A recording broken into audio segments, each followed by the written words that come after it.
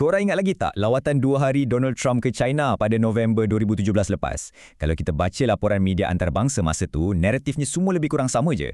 Diorang kata lawatan tu gagal total, tak ada perjanjian berbilion dolar, tak ada pengumuman mega. Senang cerita, ramai pemerhati cop lawatan tu sebagai satu kegagalan besar. Tapi, adakah itu hakikat yang sebenar? Sebagai penganalisis yang hari-hari teliti pergerakan geopolitik ni, saya berani cakap yang mereka sebenarnya dah terlepas pandang satu perkara yang sangat-sangat kritikal. Kat satu sudut, kita ada media barat dengan lensa mereka yang agak sempit. Di sudut yang lain pula adalah hakikat sebenar. Analisis kita hari ini akan tunjukkan yang acara ni sebenarnya bukan langsung pasal angka, duit atau kontrak perniagaan. Ia sebenarnya satu masterclass atau kelas induk dalam permainan catur tersembunyi, satu diplomasi simbolik yang diatur dengan begitu teliti oleh Presiden China, Xi Jinping. Jadi, jom kita selami sama-sama dan rungkai apa yang betul-betul berlaku di sebalik tabir. Okey, kita masuk bahagian pertama, lawatan yang dianggap gagal. Untuk faham kenapa lawatan ni penting sangat, kita kena tengok dulu apa yang jadi kat pentas dunia waktu tu. Ini lawatan kedua Trump ke China sebagai presiden dan hubungan dua negara ni memang tengah tegang. Selepas lawatan pertama pada 2017, mulalah episod perang tarif. Masuk je awal tahun lawatan kedua ni, Amerika dah mula tekan Venezuela dan Iran. Kenapa Venezuela dengan Iran? Sebab diorang ni sekutu kuat China. Ini bukan tindakan sembrono ya. Ini strategi Washington nak tundukkan sekutu China supaya Amerika ada leverage atau kelebihan sebelum Trump bersemuka dengan Xi Jinping pada bulan April.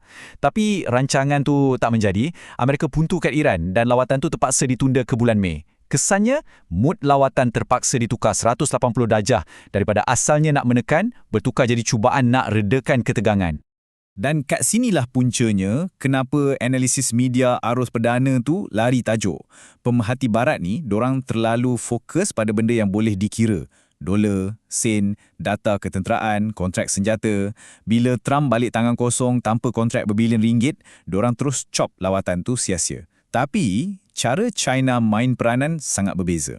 Untuk pemimpin China, lawatan ni adalah satu pentas untuk diplomasi simbolik, pentas untuk hantar mesej sejarah yang mendalam yang nilainya jauh melangkaui duit ringgit.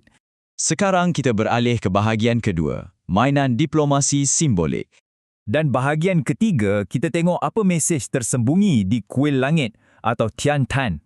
Jadi, macam mana China mainkan diplomasi simbolik ni? Semuanya bermula dengan pemilihan lokasi. Xi Jinping guna peluang ni untuk hantar mesej yang sangat halus tapi cukup padu. Sebagai langkah pertama, dia bawa Trump melawat kuil langit atau Tiantan. Perkara ni jadikan Trump Presiden Amerika pertama yang jejak kaki ke situ dalam tempoh 50 tahun sejak Presiden Gerald Ford. Selalunya orang pergi tembok besar kan? Pemilihan kuil ni memang sengaja. Kalau anda nak tahu, pada abad ke-16 dulu ada seorang pengembara Turki nama dia Ali Akbar datang melawat kuil ni. Dia terkejut gila sebab kuil ni langsung tak ada patung atau berhala. Siling dia pula bulat macam kubah. Sampaikan Ali Akbar balik ke negara dia dan dengan yakinnya beritahu orang ramai yang Maharaja China ni sebenarnya seorang Muslim. Tapi realitinya tak macam tu. Ia jauh lebih berfalsafah. Elit dan Maharaja China zaman tu sangat berpegang pada ajaran Konfusianisme dan konsep Tian atau langit. Langit kat sini bukan bermaksud Tuhan yang berwajah fizikal, tapi ia melambangkan alam semesta yang maha melihat, maha mengetahui dan maha adil. Ia tak ada perasaan dan pastinya tak boleh dirasuah. Maharaja digelar anak langit dan mereka memerintah atas mandat langit atau Tianming. Kalau negara aman makmur, maknanya langit restuh. Kalau huru-hara, mandat tu hilang dan Maharaja boleh digulingkan bila-bila masa. Dan inilah mesej tersembunyi yang Xi Jinping nak sampaikan. Bila dia bawa Trump ke situ, Xi sebenarnya nak cakap, di bawah langit yang sama, Amerika dan China boleh berkongsi tempat. Secara fizikal dan metafora, kedua-dua kuasa besar ni berdiri sama tinggi. Xi bagi isyarat yang mereka tak perlu pun terjerumus dalam perangkap Thucydides, di mana kuasa baru dengan kuasa sedia ada wajib berperang. Sebaliknya, mereka boleh kongsi dan tadbir dunia ni secara aman bersama-sama. Hebat kan cara dia berkias? Tapi persoalannya, adakah Trump tangkap mesej falsafah yang mendalam ni? Sejujurnya, tak langsung. Presiden Trump, yang kita tahu memang tak berapa minat baca sejarah atau falsafah, nampak jelas sangat bosan. Yelah, kuil purba tu mana ada hiasan emas berkilau macam hotel-hotel dia kan? Jadi dia secara literal terlepas pandang dahan zaitun falsafah yang cuba dihulurkan oleh Xi Jinping. Sayang betul. Kita teruskan ke bahagian keempat, sindiran sejarah pokok tua. Kalau hari pertama tadi syarat dengan mesej falsafah, masuk hari kedua, Xi Jinping selitkan sindiran sejarah pula. Xi bawa Trump jalan-jalan kat halaman belakang pejabat dia di Zhongnanhai. Kawasan ni nampak biasa je, ada tasik, ada pokok-pokok lama, tak nampak macam pusat kuasa moden yang gah pun. Sambil jalan tu, Xi tunjuk satu pokok yang umur dia 400 tahun. Trump pun apa lagi, bagi reaksi terkejut besar lah tengok pokok boleh hidup lama macam tu.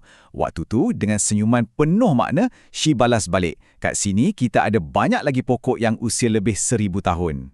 Angka 1000 ni, ia bukan semata-mata umur sebatang pokok tau. Ia sebenarnya melambangkan beratnya sejarah tamadun Cina. Akar sejarah inilah aset paling mahal yang dorang ada. Ia satu kenyataan tegas yang tamadun Cina ni kebal. Dorang dah lalu macam-macam zaman empire, harungi pelbagai krisis, jadi jangan ingat dorang boleh dipadam dari peta dunia dengan mudah, tak kira betapa kuat pun tekanan yang Amerika cuba bagi. Cuba kita letak dalam perspektif. 250 tahun. Orang Inggeris baru sampai kat Amerika pada tahun 1607 dan negara Amerika Syarikat pula cuma diasaskan pada tahun 1776. Maknanya, sebatang pokok kat laman belakang pejabat Xi Jinping tu jauh lebih tua daripada keseluruhan sejarah kewujudan Amerika Syarikat itu sendiri. Ini memang satu sindiran halus yang tajam tentang hierarki tamadun. Habis tu, macam mana reaksi Trump bila kena sindir macam ni?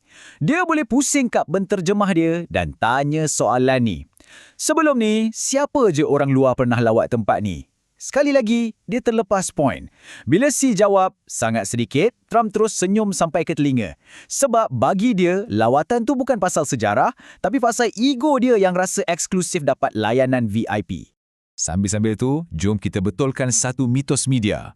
Masa tu kecoh kononnya China sengaja nak hina Amerika sebab Xi tak sambut Trump kat lapangan terbang. Dengar sini, secara protokol antarabangsa, seorang ketua negara memang tak perlu sambut tetamu kat lapangan terbang. Itu tugas ketua kerajaan. Realitinya, dengan bawa Trump ke tempat-tempat super eksklusif macam ni, China dah tunjukkan niat baik dan penghormatan yang paling tinggi sepanjang lawatan tu. Akhir sekali, bahagian kelima, akar identiti kuasa sebenar. Dari pertemuan dua pemimpin gergasi ni, kita kena buka mata dan tengok gambaran yang lebih besar. Tunjang utama diplomasi antarabangsa dan kuasa sesebuah negara tu tak terletak pada aset fizikal semata-mata. Ia bergantung kepada identiti sejarah, kekuatan budaya dan warisan tamadun. Percayalah, sebuah negara yang kaya raya dan ada tentera yang kebal macam mana sekalipun takkan bertahan lama kalau mereka keliru atau rapuh dari segi identiti. Kefahaman tentang akar diri inilah yang buatkan sesebuah negara berani menonjolkan kuasa mereka dengan penuh yakin. Benda yang sama terpakai kat negara-negara lain juga. Ambil Iran sebagai contoh. Mereka jadi sasaran tekanan Amerika yang kita sembang awal tadi. Tapi macam mana Iran boleh tahan kena sekatan bertahun-tahun lamanya? Ketahanan mereka tu bukan sekadar didorong oleh faktor agama tau. Ia berakar umbi daripada warisan sejarah Empire Parsi yang sangat mendalam. Itulah yang membentuk satu jati diri kebangsaan yang utuh dan susah nak dipecahkan. Jadi, apa pengajaran utama untuk kita hari ini? Nak faham geopolitik peringkat tamadun ni bukan boleh buat dalam masa satu malam. Ia perlukan pembacaan yang mendalam. Kita kena kaji sejarah dan mesti ada pemikiran kritikal. Kita tak boleh shortcut benda ni. Nak hadam sejarah, tak boleh main tekan butang dan tanya kecerdasan buatan atau AI je. Tamadun yang kebal dan kuat sentiasa memelihara budaya menuntut ilmu yang sebenar. Kita dah nampak macam mana China gunakan sejarah mereka yang cecah ribuan tahun sebagai perisai dan juga senjata dalam diplomasi moden mereka. Jadi, kalau identiti dan akar sejarah tu adalah penentu sebenar kelangsungan hidup sesebuah bangsa di pentas dunia, persoalan dia sekarang, sejauh manakah anda mengenali akar sejarah dan identiti anda sendiri? Fikir-fikirkanlah.